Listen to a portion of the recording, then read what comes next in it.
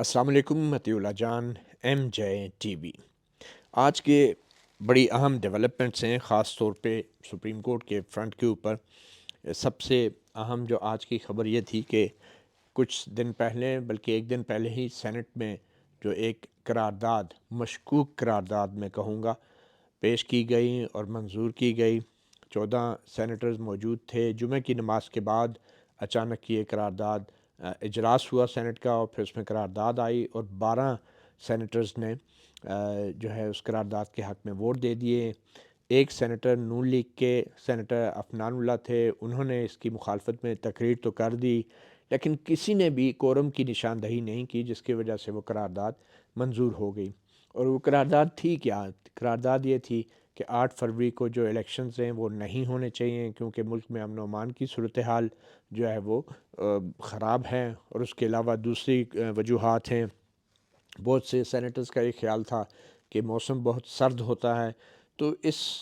करारदाद की अहमियत ये है कि चीफ़ जस्टिस ऑफ पाकिस्तान ने अपने एक हुक्म में ये कहा था कि 8 फरवरी को जो इलेक्शन की तारीख़ है वो पत्थर पर लकीर है। और पहले भी इलेक्शन बहुत ताख़ीर का शिकार हो रहे थे, और इससे पहले भी 14 मई को पंजाब में इलेक्शन कराने का जो सुप्रीम कोर्ट ने हुक्म दिया था, उस पे भी अमल दरामद नहीं हो सका था। उसकी वजूहात दीगर भी थी, ज़ाहिर बात है। फिर सुप्रीम कोर्ट में कुछ आइनी मामलात सामने आ गए, तो उस वजह से उस पर भी अमल नहीं हुआ था। तो अब ये पत्थर पे लकीर की जो तारीख़ 8 फरवरी की चीफ जस्टिस काली फ़ारिसा ने दी थी, उसके बाद सेनेट के अंदर से ये करारदाद आना, ये यकीनन एक बहुत ही मशकूक कार्रवाई थी। अब अगर कहा जाए कि ये करारदाद गैर आइनी है, तो वो ऐसा नहीं है, क्योंकि ऐवान बाला है, पार्लियामेंट है, और वो करारदाद मंजूर कर सकता है। तकनीकी एतबार से और कानूनी एतबार से जो इस तरह की करारदाद होती है वो एक बयान तो होता है, और जो हुकूमतें होती हैं वो उसका एहतराम करने की पाबंद हैं, उसके रिस्पेक्ट करने की। सारी दुनिया में पार्लियामेंट्स में जो करारदाद मंजूर होती है, और करारदाद जो होती है वो मौजूदा अरकान जो हैं उनकी अक्सरियत से पास होती है। मौजूदा समराज जो मौजूद अरकान होते हैं सेनेट के अंदर या नेशनल असम्बली में, और कानून भी इसी तरह पास होते हैं कि अक्सरियत जो मौजूद अरकान की होती है वो कानून भी पास कर देती है। और आपको पता है कि बहुत सारे ऐसे कवानीन भी पास हुए जिसमें एतराज़ किया गया कि बहुत कम लोग थे। तो करारदाद की एक कानूनी और अखलाकी हैसियत ज़रूर है, एक सियासी अहमियत ज़रूर है, एक स्टेटमेंट है, एक इज़हार राय है, मगर इस पे अमल दरामद जो है वो कानूनी तौर पे हुकूमत इसकी पाबंद नहीं है। मगर हुकूमत क्योंकि ख़ुद भी अक्सरियत से वजूद में आती है, तो वो उसका एहतराम ज़रूर करती है। तो हुकूमत भी एक किस्म की पार्लियामेंट की 5 साल की एक करारदाद ही होती है, जिसमें वज़ीर आज़म और काबीना के वज़रा फिर वज़ीर आज़म ही चुनते हैं और बनाते हैं। तो इसलिए ये हुकूमत एक किस्म का उसके ऊपर एक किस्म का अखलाकी या सियासी जो है एक किस्म का दबाव होता है कि अगर सेनेट में करारदाद कोई मंजूर हुई है तो उस पर अमल दरामद करे। मगर आइनी तौर पे ये करारदाद जो है वो आइन की शिकों के बरखिलाफ़ नहीं हो सकती। यानी अगर आइन में कहा गया है कि सुप्रीम कोर्ट आइन की तशरीह करेगी, और फिर सुप्रीम कोर्ट ने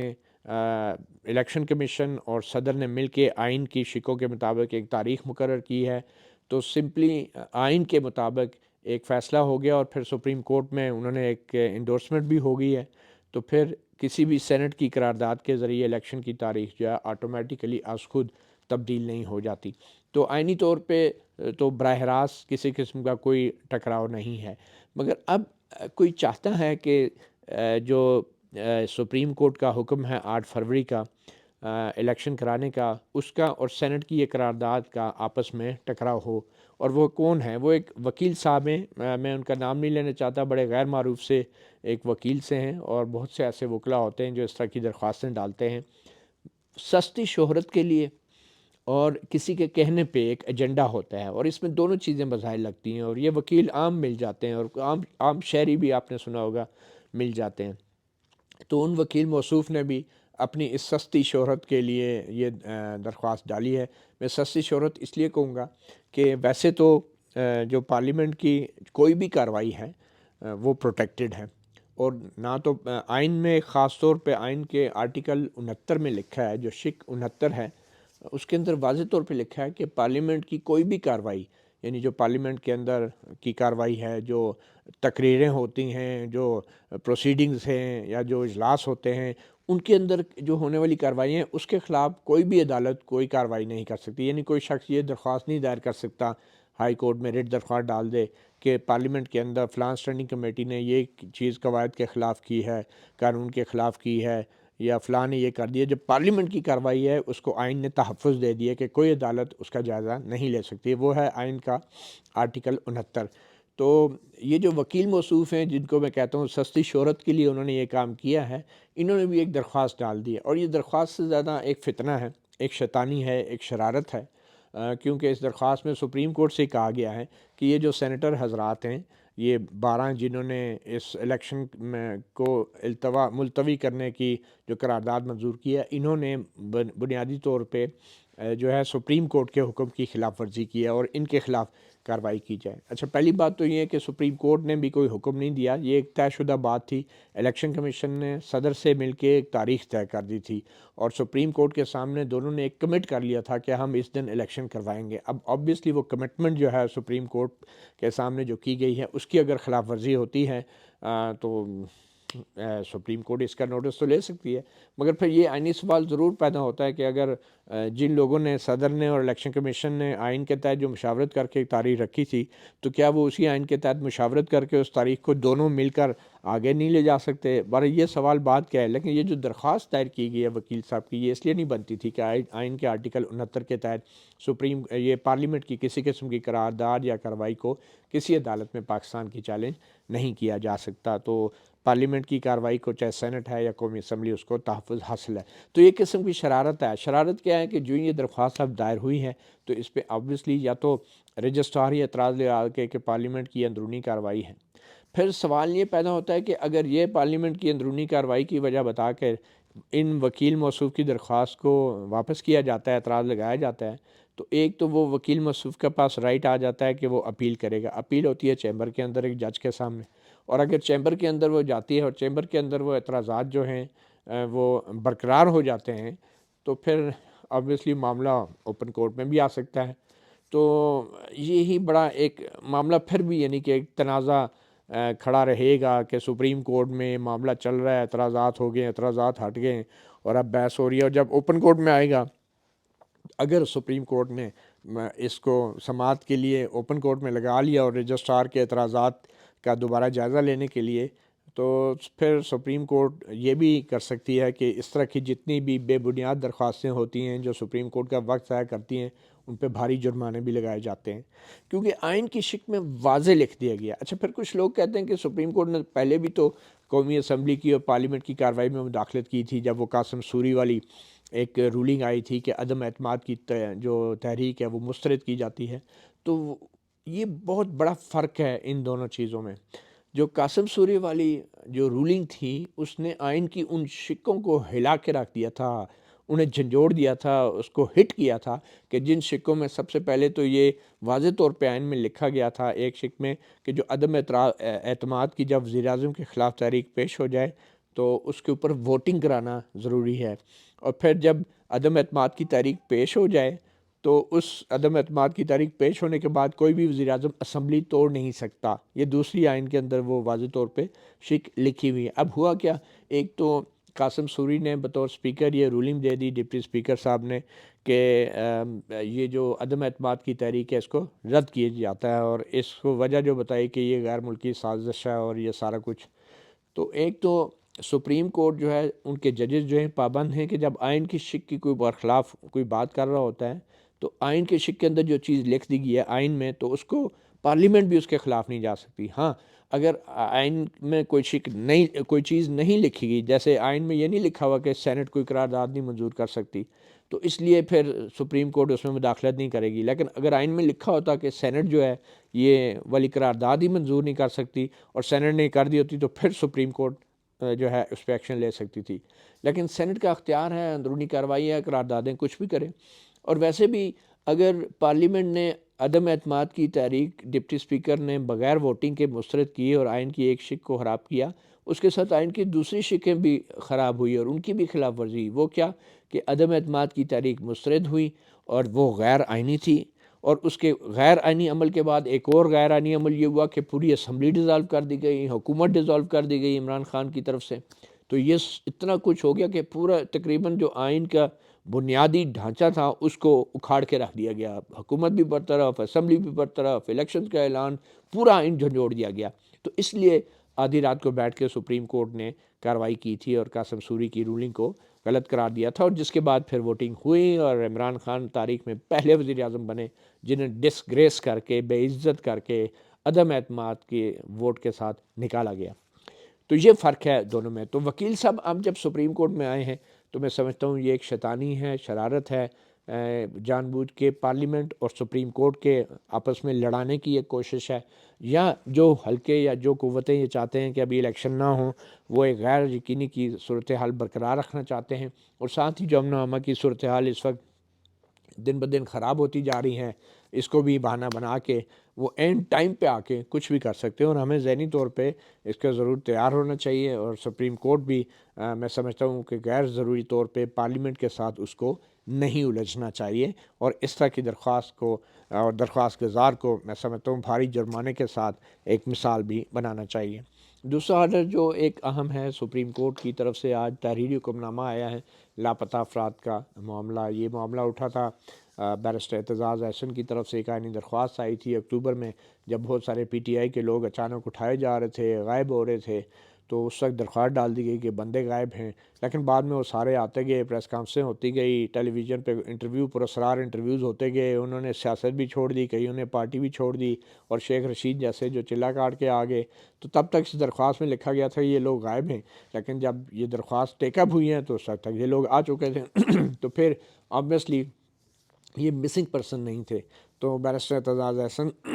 کی جو درخواست ہے وہ ان سیاسی جو پی ٹی آئی کے لوگ تھے جو غائب ہوئے اور سامنے آ گئے، ان کی حد تک تو وہ درخواست کو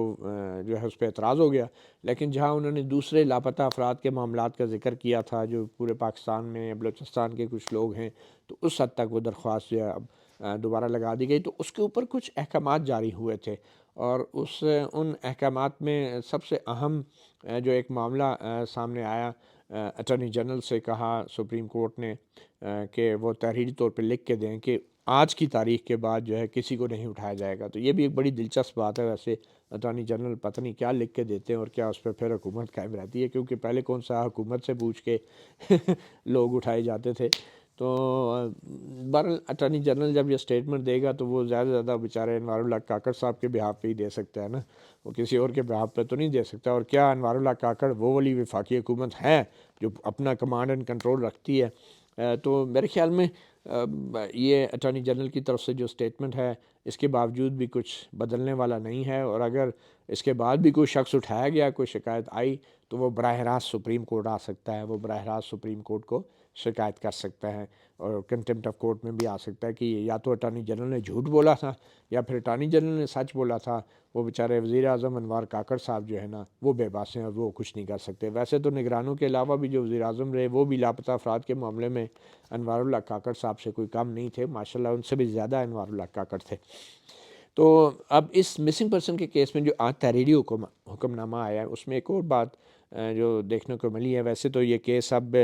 کچھ عرصے بعد لگے گا، تقریباً 1 مہینے کا ٹائم مل گیا ہے، کیونکہ لاپتہ افراد کے کمیشن سے بھی تفصیلی رپورٹ مانگ لی گئی ہے. اور اسی طرح جو لاپتہ افراد کا کمیشن ہے پچھلے 12-13 سال سے بنا ہوا ہے، اس نے 750 کے قریب جو پروڈکشن آرڈر جاری کیے تھے، کہ جس میں حکومت سے کمیشن نے کہا تھا کہ لکھ کے دیا تھا کہ بظاہر یہ لگ رہا ہے کہ یہ جو اشخاص ہیں 750 کیسز، یہ اشخاص جو ہیں کسی حکومتی سیکیورٹی ایجنسی کی تحویل میں، کسی خفیہ ایجنسی کی تحویل میں ان کو پیش کیا جائے. تو قانون کے مطابق حکومت پابند تھی، لیکن 750 پروڈکشن آرڈر جاری کرنے کے بعد جسٹس ریٹائر جاوید اقبال جیسے جو ججز ہیں، جو سربراہ تھے اس کمیشن کے، ریٹائرڈ جج سپریم کورٹ، وہ لمبی تان کے سو گئے اور انہوں نے پھر مزید کوئی کام ہی نہیں کیا. اور 750 جو پروڈکشن آرڈر ہیں اسی طرح فائلوں میں پڑے ہوئے ہیں. اور اب ان پروڈکشن آرڈرز کے اوپر سپریم کورٹ نے اٹارنی جنرل سے کہا ہے کہ وہ ایک ایک کا الگ الگ جواب دے کہ ان پروڈکشن آرڈرز پہ عمل کیوں نہیں ہوا اور ان افراد کو پیش کیوں نہیں کیا گیا. اب آبویسلی وہ یہ کہہ سکتے ہیں اٹارنی جنرل، کاغذی کارروائی کرنا اور فائل کا پیٹ بھرنا تو کوئی حکومت سے سیکھے، بابو لوگوں سے سیکھے. وہ اٹارنی جنرل کہیں گے کہ 750 میں سے یہ بندہ جو ہے وہ بازیاب ہو گیا، یہ بندہ جو ہے وہ دہشت گرد حملے میں مارا گیا، یہ افغانستان گیا ہوا تھا لڑائی کرتے ہوئے مارا گیا، یہ بندہ جو ہے یہ انٹرنمنٹ سینٹر میں اس کے خلاف کیس چل رہا ہے، یہ بندہ جو ہے فوجی عدالت میں ان کے خلاف کیسز بھی چلے ہیں، سزائیں بھی ہو گئی ہیں، کیونکہ 750 آرڈر اتنے پرانے تھے اور جاوید اقبال صاحب نے بس آرڈر جاری کر رہے تھے، تو اب تک اتنا عرصہ گزر گیا ہے، 750 پروڈکشن آرڈر میں بہت کچھ تبدیل ہو گیا ہوگا، تو اینڈ پہ کیا ہوگا؟ تو بہرحال اٹارنی جنرل نے اب پروڈکشن آرڈرز کے حوالے سے بھی جواب دینا ہے، جو ہوگا تو دلچسپ دیکھیں وہ اٹارنی جنرل کیا کہتے ہیں۔ اس مسنگ پرسن کا جو آج تحریری حکم نامہ جاری ہوا ہے، اس میں ایک اور جو بڑی ہی پراسرار بات ہے اور بڑی میں سمجھتا ہوں عجیب بات ہے کہ ایک طرف ہم بات کر رہے ہیں کہ پارلیمنٹ کے جو آئین کا آرٹیکل 69 ہے اس کے تحت کوئی بھی عدالت سپریم کورٹ سمیت پارلیمنٹ کی اندرونی کارروائی میں مداخلت نہیں کر سکتی، اور دوسری طرف آج چیف جسٹس قاضی فائز عیسیٰ کا جو تحریر کردہ مسنگ پرسن کیس کا آرڈر جاری ہوا ہے، اس میں یہ لکھا ہے کہ مسنگ پرسن کیس کی سماعت کے دوران یہ الزام لگایا گیا کہ ایک بل تھا جو قانون کا مسودہ تھا، بل تھا، وہ سینٹ میں منظوری کے لیے گیا، قومی اسمبلی سے پاس ہو کے اور وہاں پہ لاپتہ ہو گیا، تو جس پہ جسٹس قاضی فائز عیسیٰ کمنٹ کر رہے ہیں اب پارلیمنٹ کی اندرونی معاملہ ہے یہ، آبویسلی میرے خیال میں اس پہ نہ تو آبزرویشن ریمارکس دینے چاہیے تھے، نہ ہی آرڈر میں لکھنا چاہیے تھا، لیکن نہ صرف یہ کہ ریمارکس بھی دیے گئے اور کہا کہ آپ نے ان کو سپورٹ کیا تھا سنجرانی صاحب چیئرمین کو، آپ ان پہ سنگین الزام لگا رہے ہیں تو آپ نے ریزائن کیوں نہیں کیا؟ اور یہ منسٹر تھی human right doctor Shireen Mazari, ان کا ذکر آیا تھا کیونکہ کہ وہ ان کا بل تھا اور وہ لاپتہ ہو گیا، غائب ہو گیا، تو پھر جسٹس نے قاضی فائز عیسیٰ نے اس وقت بھی ریمارکس دیے اور آرڈر میں بھی لکھ دیا کہ یہ بڑی سیریس ایلیگیشن ہے، حالانکہ جب پارلیمنٹ کے اندر کارروائی طے ہے کہ پارلیمنٹ کے اندر کی کارروائی ہے تو پھر نہ تو ججز کو ریمارکس دینے چاہیے اس حوالے سے، نہ ہی ججز کو کسی قسم کا آرڈر کے اندر یہ چیزیں مینشن کرنی چاہیے، اور نہ ہی ججز کو کسی قسم کا ڈائریکشن دینی چاہیے پارلیمنٹ کو، اور یہ بل کا گم نہ جانا میرے خیال میں آبزرویشن بھی نہیں ہونی چاہیے تھی، اور اس آرڈر میں بھی انہوں نے لکھ دیا، اور آرڈر میں کیا لکھا ہے کہ یہ بڑی سیریس الزامات ہیں سینٹ چیئرمین کے اوپر، مگر چونکہ ان کو فریق نہیں بنایا گیا تو ہم جو ہیں اس معاملے پہ ان کو جو ہے وہ سن نہیں سکتے یا ان الزامات میں مزید آگے نہیں جا سکتے، اور اگر سینٹ چیئرمین کو فریق بنایا جائے گا تو پھر ہم جو ہے آگے اس معاملے کو لے کے چلیں گے کہ بل کیوں غائب ہوا۔ میرا یہ رائے ہے کہ سپریم کورٹ اگر سینٹ چیئرمین کو اس درخواست میں مسنگ پرسن کیس میں فریق بنا بھی لیا گیا اس الزام کے تحت کہ انہوں نے مبینہ طور پہ بل غائب کر دیا لاپتہ افراد کے حقوق کے تحفظ کا، تو بھی سپریم کورٹ کو اس معاملے میں سینٹ چیئرمین کو نوٹس نہیں دینا چاہیے۔ اس سے پہلے مجھے یاد ہے ایک واقعہ ایسا ہوا تھا جو اسی طرح سینٹ چیئرمین کو طلب کر لیا گیا تھا، اور اس وقت شاید رضا ربانی تھے سینٹ چیئرمین یا کیا، اور مجھے ایگزیکٹلی یاد نہیں آ رہا، مگر اس وقت بھی یہ ایشو اٹھا تھا کہ سینٹ کے چیئرمین کو آپ کسی صورت میں بھی طلب نہیں کر سکتے، مگر رضا ربانی صاحب کا ایک مسئلہ یہ تھا کہ وہ وکیل بھی تھے اور سینٹ کی چیئرمینی تو چند سال رہنی تھی، اور رضا ربانی صاحب نے وکالت پریکٹس بھی کرنی تھی نہیں ججوں کے سامنے، تو جب وکیل کوئی سینٹ میں ہوتا ہے یا پارلیمنٹ میں ہوتا ہے تو وہ اپنے سینٹ کی اور پارلیمنٹ قومی اسمبلی کی جو ایک آئینی تقدس ہے اس کو سائیڈ پہ رکھتا ہے اور اپنی وکالت بچانے کے لیے ایسی عدالتوں کے سامنے بھی حاضر ہو جاتا ہے، یہ بھول جاتا ہے کہ اس کا ایک آئینی عہدہ ہے، اور آئین کے تحت سینٹ کی جو کارروائی ہے یا قومی اسمبلی کی کارروائی ہے اس میں کوئی عدالت کوئی سوال نہیں اٹھا سکتی۔ تو میرے خیال میں جسٹس قاضی فائز عیسیٰ نے جو تحریری حکم نامہ جاری کیا ہے لاپتہ افراد کیس میں، جو انہوں نے یہ لکھا ہے کہ سینٹ چیئرمین صادق سنجرانی صاحب کو فریق بنایا جائے تاکہ اس پہ مزید کارروائی ہو، وہ غلط ہے، اور اگر صادق سنجرانی کو فریق بنا بھی لیا جاتا ہے تو میں نہیں سمجھتا سپریم کورٹ کو ان معاملات میں، اور وہ بھی ایک بل کے مسئلے کے اوپر، یہ وہ بل ہے جب پریکٹس اینڈ پروسیجر بل جب معطل کیا تھا بندیال صاحب کی عدالت نے، تو اس وقت خود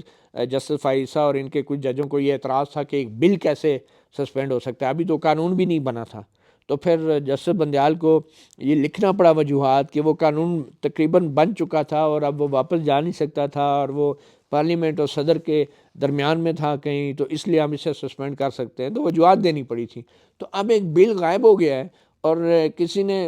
میں سمجھتا ہوں کہ الزام لگا دیا سینٹ چیئرمین پہ، تو یہ تو چیف جسٹس اور ججز کا کام ہے کہ وہ دیکھے کہ یہ ان کا مسئلہ نہیں ہے، ایک تو یہ بل ہے، دوسرا یہ سینٹ کے اور پارلیمنٹ کے اپنے اندرونی معاملات ہیں، ان میں سپریم کورٹ کو مداخلت نہیں کرنی چاہیے، تو اس لیے زیادہ اس معاملے میں جذباتی نہیں ہونا چاہیے، جو اصل جو فریق ہیں ان پہ توجہ رکھیں، نہ کہ اس کو ایک سیاسی ڈرامہ بنا کے سیاستدانوں کا نام لے کے اور ریمارکس آبزرویشن دے کے اصل مسئلے ادھر ہی پڑا رہے اور خبریں اور ٹکرز ہم جیسے صحافیوں کی بنتی رہیں۔ تو فوکس جو ہے میرے خیال میں مسئلے کی طرف رکھیں، اور سیاستدانوں کے جو تضادات ہوتے ہیں ان کو عدالت میں اس طرح نہ اچھالا جائے جس طرح چیف جسٹس بندیال کی عدالت میں پہلے بھی اچھالے جاتے رہے ہیں، اور افتخار محمد چودھری کی عدالت میں بدترین دور تھا جب سیاستدانوں کو، اور خاص طور پہ اس وقت پیپلز پارٹی کی جو حکومت تھی، ان کو کرپٹ ثابت کرنے کے لیے اور ان کے سیاسی جو کنٹرڈکشنز ہیں ان کو ہائی لائٹ کر کے، ڈرامہ کریٹ کر کے جو اصل قانونی اور آئینی مسائل تھے ان سے عوام کی اور لوگوں کی توجہ ہٹائی گئی۔ تو میرا یہ خیال ہے کہ سپریم کورٹ کو اس صادق سنجرانی والے معاملے میں نہیں پڑھنا چاہیے۔ اگر اعتراض ہیں تو وہ جو ریمارکس جو انہیں دینا نہیں چاہیے تھے، بات ان کی صحیح تھی کہ پھر سیاستدان جو ہیں پارلیمنٹ میں بھگتے ہیں ان کو، یہ عدالتوں میں اپنی جو ڈرٹی لینن ہے عدالتوں میں آ کے اور پبلک میں آ کے نہ دھوئیں، اور آئینی طور پہ بھی یہ ممکن نہیں ہے سپریم کورٹ کے لیے کہ وہ صادق سنجرانی سے یہ پوچھ سکے کہ یہ بل کہاں گیا۔ تو یہ ایک اور مسئلہ ہے۔ دوسرا لیول پلینگ فیلڈ کا کیس بھی اب لگ گیا، اور وہی ہوا جس کا ہم سوچ رہے تھے کہ چیف سیکرٹری پنجاب سے رپورٹ مانگی گئی تھی، انسپیکٹر جنرل پولیس سے رپورٹ مانگی گئی تھی، جو پی ٹی آئی کی شکایات تھی، الیکشن کمیشن نے کہا کہ ہم نے خط لکھ دیے تھے، چیف سیکرٹری کی بھی ایک سٹیٹمنٹ آ گئی ہے کہ جناب 22 کو سپریم کورٹ کا آرڈر آیا تھا کہ لیول پلینگ فیلڈ کا، پھر 24 کو الیکشن کمیشن نے ہمیں لکھا تھا، اور پھر 27 کو جو پنجاب الیکشن کمشنر نے جو ایک خط لکھ دیا جس میں شکایت لگائی گئی تھی کہ آئی جی اور چیف سیکرٹری مدد نہیں کر رہے، ہم نے یہ کیا، ہم نے وہ خط لکھے، ہم نے یہ شکایت دور کی، اتنے کاغذات جمع ہو گئے۔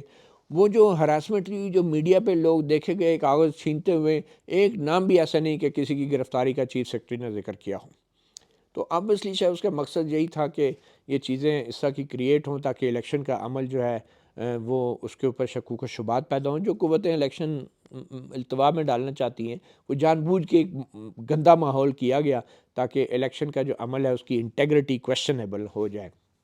اور وہ کویشچنیبل کرنے کے بعد اب جب سپریم کورٹ نے نوٹس لیا تو آئی جی نے، چیف سیکرٹری نے لکھ دیا جی ہم نے یہ کیا، ہم نے وہ کیا، اور اتنے جمع ہو گئے۔ اینڈ پہ وہی ہوا، جمع تو ہو گئے سارے، لیکن جو کریڈیبلٹی تھی وہ خراب ہو گئی، اور وہ اس کو استعمال کر کے اب آگے جو ہے الیکشن کی ساکھ متاثر کر کے الیکشن کو التوا میں ڈالنے کے لیے راہ ہموار کی گئی۔ اب یہ لیول پلینگ فیلڈ کا کیس بھی اب منڈے کو لگ گیا ہے، تو سپریم کورٹ آخر کار وہ باگ ڈاؤن ہو گئی ہیں اس سارے عمل میں۔ اب وہ نہ بھی نہیں کر سکتی تھی، اب بڑی سنگین، کیونکہ پنجاب کے الیکشن کمشنر کا خط تھا جس میں کہا گیا تھا کہ آئی جی اور چیف سیکرٹری بالکل تعاون نہیں کر رہے، اور ان کے ہوتے ہوئے انہوں نے یہ کیا۔ اب یہ سوال اب دیکھیں منڈے کو چیف سیکرٹری سے ہوگا ہی نہیں، کیونکہ ان سے تحریری جواب مانگا گیا تھا، انہیں بلایا تو گیا نہیں تھا، تو بس انہوں نے لیٹر بازی کر کے، خط و کتابت کر کے بتا دیا جی اتنے کاغذات جمع ہو گئے، اتنے ہو گئے، لیکن جو واقعات ہوئے ان پہ کوئی گرفتاری نہیں، کوئی کیس نہیں، کوئی ایف آئی آر نہیں، کچھ پتہ نہیں وہ کون لوگ تھے جو یہ سارے کاغذات چھیننے کی کوشش کرتے رہے، یا وہ تائید کنندگان یا تجویز کنندگان جو اغوا ہوئے ان کی کوئی نام، کوئی لسٹ۔ تو اب بیچارے وہ بھی بھاگے ہوئے، وہ کن کی شکایات کرتے ہیں، کس کی ایف آئی آریں درج کرواتے ہیں۔ تو لیول پلینگ فیلڈ والا معاملہ تو مجھے لگتا ہے یہ بھی بس ختم ہی ہو گیا، کیونکہ اب چیف سیکرٹری نے اتنا لمبا خط لکھ دیا ہے، تو عدالت اب آگے کیا کرے گی؟ چیف سیکرٹری کو بلا کے پوچھے گی کہ یہ جو شکایات ہیں ان میں کتنے بندے گرفتار ہوئے؟ مجھے نہیں لگتا کہ یہ، بہرحال اب میرے خیال میں وقت گزر گیا ہے، پی ٹی آئی کی بھی موسٹلی کمپلینٹ جو ہیں ریڈریس ہو گئی ہیں۔ اب پی ٹی آئی کے اوپر اور مشکلیں اتنی پڑی کہ پچھلی والی بھول گئی، تو اب وہ آگے جو ہے بلے کے نشان والا معاملہ ہے، وہ بھی اب اس کی ارلی ہیئرنگ کے لیے پی ٹی آئی نے درخواست دے دی ہے، اور وہ بھی کہا گیا ہے کہ منڈے کو ہی لگا کے سن لیا جائے۔ اب ایک اور اہم معاملہ جو ہے وہ 62(1)(f) کا یہ توقع ہے کہ جو تاحیات نااہلی کا مسئلہ ہے وہ بھی اس کا فیصلہ شاید پیر کو سنا دیا جائے۔ اب تاحیات نااہلی میں سب سے بڑے جو متاثرہ فریق تھے، جو کہ سپریم کورٹ کے سامنے ابھی فریق نہیں ہیں ان درخواستوں کے اوپر، اور یہ وہ درخواستیں ہیں جو کچھ اور ایم این ایز اور ایم پی ایس کی پرانی ڈگری والے معاملے میں سپریم کورٹ میں پینڈنگ تھی، جس میں سپریم کورٹ نے پھر اخبار میں اشتہار دے دیا کہ اور بھی جو لوگ متاثر ہیں وہ آ جائیں، لیکن ابھی تک نون لیگ سامنے نہیں آئی اور فائدہ سب سے بڑا نون لیگ کو ہے، لیکن وہ سامنے نہیں آ رہی۔ تو اس میں جو سپریم کورٹ نے فیصلہ ریزرو کیا ہے وہ کیا ہو سکتا ہے؟ بنیادی طور پہ سپریم کورٹ کے راستے میں ایک اس کا اپنا پرانا فیصلہ تھا جو سب سے بڑی رکاوٹ تھا یہ تاحیات نااہلی کو ختم کرنے میں، وہ سمیع اللہ بلوچ کا ایک فیصلہ تھا۔ اور یہ سمیع اللہ بلوچ کا فیصلہ جو ہے یہ جسٹس حاکم نثار اور جسٹس عمر عطا بندیال نے کے دور میں دیا گیا تھا، اور جس میں کہا گیا تھا کہ جو 62(1) کے تحت نائل ہوتا ہے سیاستدان، اس کو تاحیات وہ سیاست سے آؤٹ ہے۔ تو اس فیصلے کو اب دور کرنے کے لیے ایک لارجر بینچ اب یہ بنا دیا گیا ہے 7 رکنی، وہ تھا میرے خیال میں 5 رکنی تھا، تو وہ اس کو ختم کرنے کا لارجر بینچ ہے۔ تو اگر سمیع اللہ بلوچ کا وہ فیصلہ ریوائز ہو جاتا ہے یا سپریم کورٹ لکھ دیتی ہے کہ وہ غلط تھا، تو پیچھے پھر پارلیمنٹ کا منظور کردہ وہ قانون رہ جاتا ہے جس میں التحایات کی مدت 5 ایئر کر دی گئی ہے، اور جس کے بعد نواز شریف کی کیونکہ 5 ایئر مدت پوری ہو گئی ہے، گو کہ ایک داغ ہے کہ انہوں نے سزا ملی بھی اور سزا کاٹی بھی 5 سال کی، لیکن وہ الیکشن لڑنے کے اہل ہو جائیں گے۔ مگر لگتا یہ ہے کہ وہ داغ بھی ختم ہو جائے گا، کیونکہ پارلیمنٹ یہ سپریم کورٹ جو ہے وہ یہ بھی کہہ سکتی ہے کہ یہ جو سپریم کورٹ ہے یہ وہ والی عدالت نہیں ہے کہ جو کسی کو ایک سزا سنا سکے یا سزا دے سکے، یہ کورٹ آف لا وہ والی نہیں ہے۔ سزا صرف وہ ہوگی، کنوکشن وہ ہوگی جو ٹرائل کورٹ دے گی نیچے ثبوتوں، شواہد اور گواہوں کی روشنی میں، پھر وہ نیچے ٹرائل کورٹ دے گی، پھر وہ اپیلیں ہوں گی، اور اپیلوں میں بھی اگر وہ سزا برقرار رہتی ہے تو وہ ایک کورٹ آف لا کی جو ہے ڈکلیریشن ہوگی، جس کی بنیاد پہ نااہلی ہوگی، تاحیات نہ بھی ہو تو 4 سال، 3 سال، 5 سال، جیسے اب نیب کے کیسز میں 10 سال ہیں۔ تو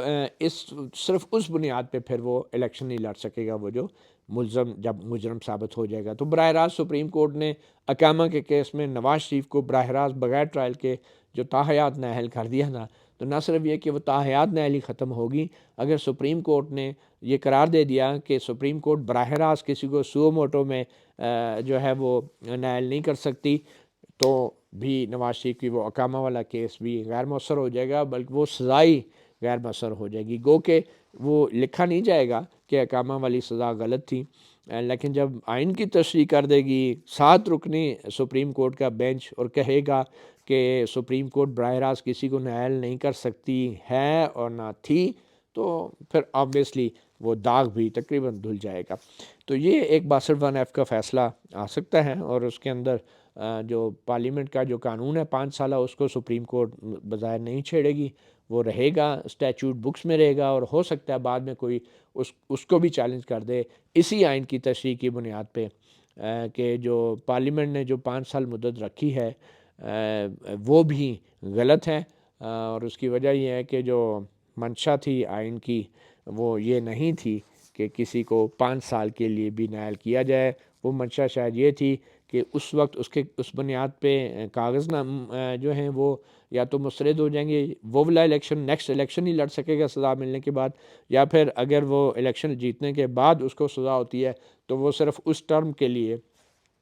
وہ دوبارہ الیکشن نہیں لڑ سکے گا۔ تو یہ 62(1) کا ایک فیصلہ آبویسلی آ سکتا ہے، جس کے بعد نواز شریف کے لیے جو ہے سیاسی طور پہ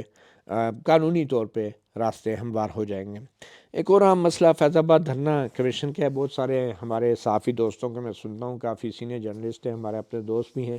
وہ جنرل فیض حمید کے الیکشن کمیشن میں دیے گئے تحریری جوابات کو بڑا ایسے پیش کر رہے ہیں جیسے جنرل فیض حمید نے قانون کی بالادستی کے سامنے سر تسلیم خم کر دیا ہے، وہ پیش ہو گئے۔ ایسا بالکل نہیں ہے، تحریری سوالات ان کو دیے گئے تھے، انہوں نے تحریری جواب دے دیے ہیں۔ ایک تو پہلی بات تو یہ ہے فیض آباد دھرنا کیس میں جسٹس قاضی فائز عیسیٰ نے جو اپنے ہی دیے گئے فیصلے کے اوپر ایک کمیٹی بٹھا دی، اور وہ بھی 3 سرکاری ملازموں کی، تو اس سے جسٹس فائز عیسیٰ نے سپریم کورٹ کے اپنے ہی فیصلے کی میں سمجھتا ہوں بے توقیری کی ہے، اور بلٹل کیا ہے سپریم کورٹ کی ایک ججمنٹ کو، اور اس ججمنٹ کو جس کے اوپر حکومت نے، تمام اداروں نے اپنے نظر ثانی بھی واپس لے لیا ہے، یعنی اس کو ایکسیپٹ کر لیا ہے، لیکن اس پہ عمل درآمد کیسے کیا جا رہا ہے، اور وہ بھی 5 سال بعد عمل درآمد کیسے کیا جا رہا ہے کہ ایک کمیشن بنا دیے ہیں جی، اور وہ 3 پولیس سرکاری ملازموں پہ مشتمل ہے، جن کی نوکریاں اور پروموشنیں ساری جنرل فیض کی رپورٹوں کے اوپر مرہون منت تھی، اور ان جیسے خفیہ اداروں کے افسروں کے اوپر اب وہ ان سے کہا گیا اس کو بلاؤ، ان کو بلایا وہ نہیں ہے، ان کا جی میری سیکورٹی کا مسئلہ ہے، اور تحریری جواب سوال گئے اور تحریری جواب آئے۔ اب یہ جو تحریری سوال جواب ہوتے ہیں ویسے ہی ہوتے ہیں جیسے سپریم کورٹ نے لیول پلینگ فیلڈ کے اوپر چیف سیکرٹری سے جواب طلبی کی، اس نے لکھ کے دے دیا جی اتنے ہوئے اتنے بات ختم۔ اب اس میں کیا ہے، جو اصل انویسٹیگیشن ہوتی ہے وہ آمنے سامنے بیٹھ کے ہوتی ہے کہ جواب کے اندر سے کچھ سوال نکلتے ہیں، وہ جواب جو ہے جنرل فیض کی مرضی ہے نہ دے۔ اور ویسے بھی اب جنرل فیض کو گرد صرف ایک ہی بات بار بار دہرائی جا رہی ہے کہ وہ جو انہوں نے دستخط کیے تھے معاہدے پہ وہ کس کے، کیا یہ ایشو ہے کہ انہوں نے صرف دستخط کیے تھے؟ ایشو یہ نہیں ہے، ایشو اس سے بہت بڑا ہے۔ یہ صرف جنرل فیض اور فیض آباد دھرنا کا معاملہ نہیں تھا، یہ معاملہ تھا کہ جنرل فیض اس وقت سے حکومت کو ڈی سٹیبلائز کرنے کے لیے جو کوششیں کرتا رہا ہے اس کے حوالے سے تحقیقات تھی، اور سپریم کورٹ کا جو فیصلہ تھا اس میں بھی اس بات کی طرف واضح انڈیکیشن کی گئی تھی کہ جنرل آصف غفور جیسے جو فوجی افسران تھے جو اس وقت فوج کے ترجمان بنے ہوئے تھے، ان کی جو بیانات تھے وہ بھی سیاسی سرگرمیوں میں ملوث تھے۔ تو 5 سال تک اس فیصلے پہ تو عمل نہیں ہوا، اوپر سے جوزف فائزہ جو ہیں وہ شاید اسی بات پہ خوش ہو جائیں کہ جنرل فیض نے میرے بنائے ہوئے کمیشن کے سامنے بیان دے دیا تو بہت بڑی بات ہے، تو چلو جی آگے چلو بس عمل ہو گیا ہے۔ تو یہ بڑی ہی ایک میں سمجھتا ہوں کہ غیر منطقی قسم کا انجام ہوگا سپریم کورٹ کے ایک ایسے فیصلے کا کہ جس فیصلے میں بڑی بڑی باتیں کی گئی تھی، مگر اینڈ پہ سپریم کورٹ کے فیصلے کے اوپر 3 سرکاری ملازموں نے بیٹھ کے اس کو ایک قسم کا ایک ایسا میں کیا کہوں ایک ایسی شکل دے دی ہے جو کہ میرے خیال میں ایک عدالت عظمیٰ کے فیصلے کی نہیں ہونی چاہیے تھی۔ تو یہ اہم ایک کچھ ڈیولپمنٹس ہیں، اس کے اوپر اب انشاءاللہ منڈے کو آپ کو اپڈیٹ دیتے رہیں گے۔ مطیع اللہ جان، ایم جے ٹی وی سے اتنا ہی، اجازت دیجیے، اللہ حافظ۔